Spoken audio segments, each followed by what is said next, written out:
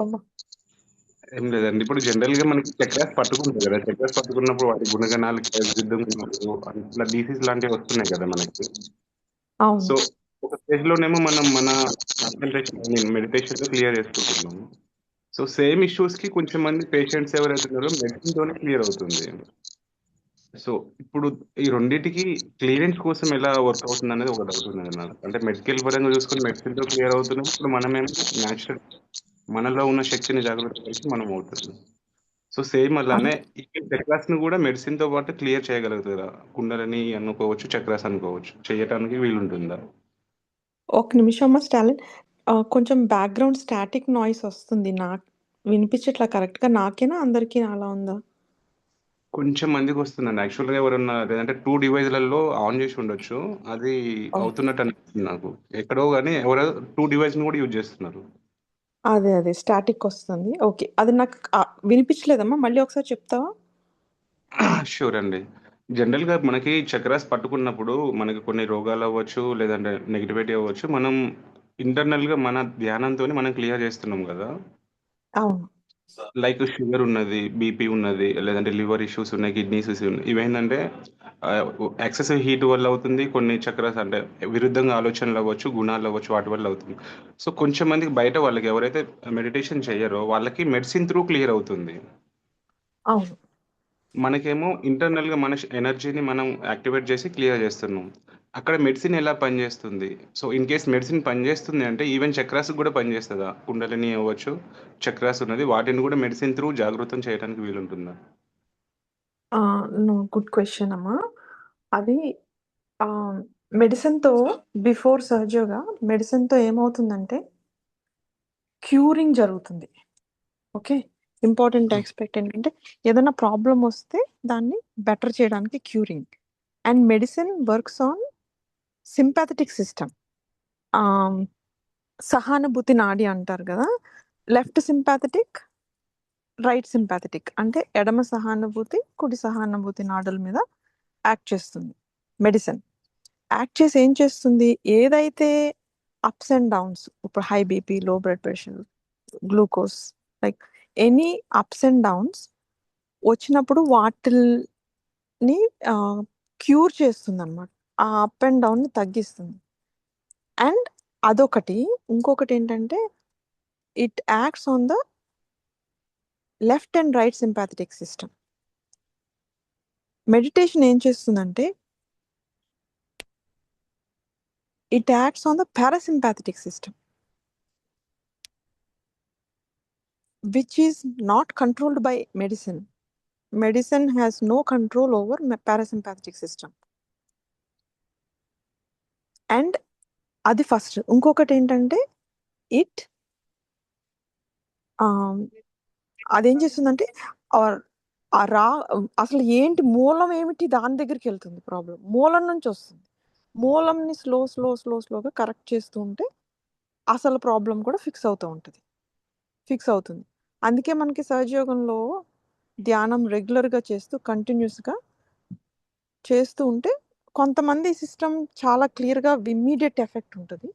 మన సెన్సిటివిటీ బట్టి, మన ధ్యానం యొక్క డెప్త్‌ని బట్టి, మన సెన్సిటివిటీని బట్టి, మన అవగాహన, అండర్‌స్టాండింగ్‌ని బట్టి, మన కనెక్షన్ విత్ మోస్ట్ ఇంపార్టెంట్ మన connection with Shri Mataji. Recognition of Shri Mataji. అది ఎంత అంటే శ్రీమాతాజీని మనం అందరం రికగ్నైజ్ చేస్తాము. కానీ డిఫరెంట్ లెవెల్స్‌లో రికగ్నైజ్ చేస్తూ ఉంటాం. ధ్యానం చేసే కొలది మన రికగ్నిషన్ పెరుగుతూ ఉంటుంది. కానీ అది అందరిలో ఒక రకంగా ఉండదనమాట. అలా మన రికగ్నిషన్ ఆఫ్ శ్రీమాతాజీ, శ్రీమాతాజీతో మన కనెక్షన్ ఎలా ఉంది? అన్నిటిని బట్టి మనకొచ్చిన ప్రాబ్లమ్ మూలం నుంచి కరెక్ట్ అవుతుంది. అసలెందుకొస్తుంది ఆ ప్రాబ్లమ్? ఏ అసమతుల్యత వస్తుంది అని ఆ మూలం నుంచి కరెక్ట్ చేసుకుంటూ వస్తే అసలు హ్మ్, సింప్టమ్స్ కూడా పోతాయి కదా తర్వాత.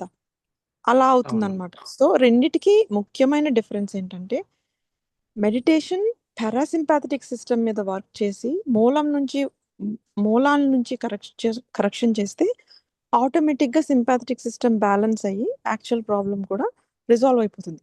And the other important thing is మానసిక అసమతుల్యత వలన వచ్చే ఫిజికల్ ఇంబ్యాలెన్సెస్‌ని మెడిటేషన్ ద్వారా మాత్రమే కరెక్ట్ చేయగలం. అవునండి. అది సో, మానసిక ఇంబ్యాలెన్స్ వలన వచ్చే ఫిజికల్ ప్రాబ్లమ్స్‌ని మెడిసిన్ కరెక్ట్ చేయలేదు. ఎలా అది కరెక్ట్ చేస్తది మానసిక ప్రాబ్లమ్‌ని? మేం ఈ యాక్చువల్‌గా వచ్చిన ఫిజికల్ ప్రాబ్లమ్‌ని హీట్ చేస్తుంది గానీ, దాని వలన ఏ మానసిక బాధ వలన ఈ అసమతుల్యం వలన ఈ ఫిజికల్ ప్రాబ్లమ్ వచ్చిందో తెలీదు కదా! అందుకని మనకు సైడ్ ఎఫెక్ట్స్ వస్తూ ఉంటాయి. మెడిసిన్ వలన మనకు సైడ్ ఎఫెక్ట్స్ ఉంటా ఉంటాయి. బట్ అవునవును. కుండలిని అన్నిటికి అతీతమైన అదింకా చెప్పలేమనమాట. బాహ్యంగా మనకి ఓకే. ఈ మెడిసిన్ తీసుకుంటే ఈ ప్రాబ్లమ్ ఫిక్స్ అవుతుందని తెలుస్తుంది గానీ, లోపల అది కరెక్ట్‌గా దేని మీద పనిచేస్తుంది, దేని మీద సైడ్ ఎఫెక్ట్ వచ్చిందని మనకు సైడ్ ఎఫెక్ట్ వచ్చిన తర్వాత గానీ తెలీదు. అండ్ అది మన కంట్రోల్‌లో లేదు కూడా. ఒక్కొక్క మెడిసిన్ ఒక్కొక్కళ్ళకి ఒక్కొక్క రకంగా పనిచేస్తుంది. కానీ కుండలిని ద్వారా క్లియర్ చేసుకుంటే అది మనకి ఇట్ ఈస్ ఇండివిడ్యువల్ అనమాట.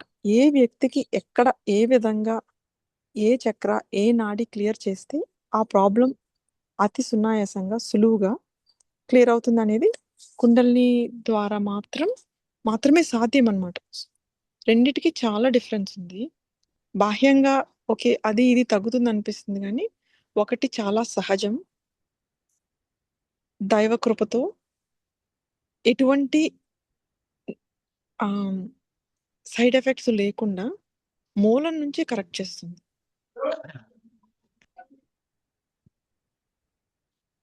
ఓకే అండి.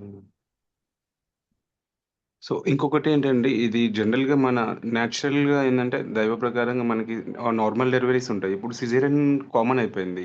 ఇద్దరి బర్త్‌లో ఏమైనా డిఫరెన్స్ ఉంటుందా? అంటే మన మూలాధారం దాటుకొని రావాలి అలా ఏమన్నా ఉంటుందా?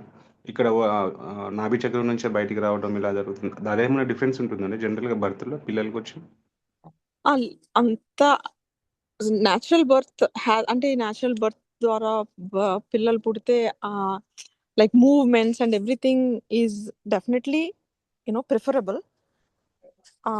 బట్ అలా అని లైక్ సిజేరియన్ ద్వారా వేరే and we cannot say like ఎవరైనా సహజయోగి డెలివరీకెళ్తూ శ్రీమాతాజీతో కంప్లీట్ కనెక్షన్ సహస్రార ఓపెన్ అయి ఉంటే సిజేరియన్ బర్త్ అయినా గూడా ద రియలైజ్ ద చైల్డ్ ఎవరైతే పుడుతున్నారో వాళ్ళు రియలైజ్డ్ అవుతారు.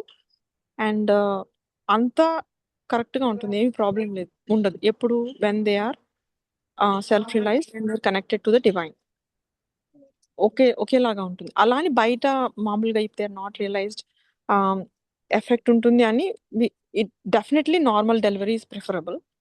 బట్ అలా అని ఇబ్బంది పడి తల్లిని, బిడ్డని ఇబ్బంది పెట్టి నార్మల్ డెలివరీకి ట్రై చేస్తామంటే అది వాళ్ళకి ఎస్పెషల్లీ వాళ్ళకి రియలైజేషన్ లేకపోతే అది ఆహ్, నాట్ ప్రిఫరబుల్ కదా! హ్మ్. అవును. ఓకే అండి. థాంక్ యూ అండి. You're welcome.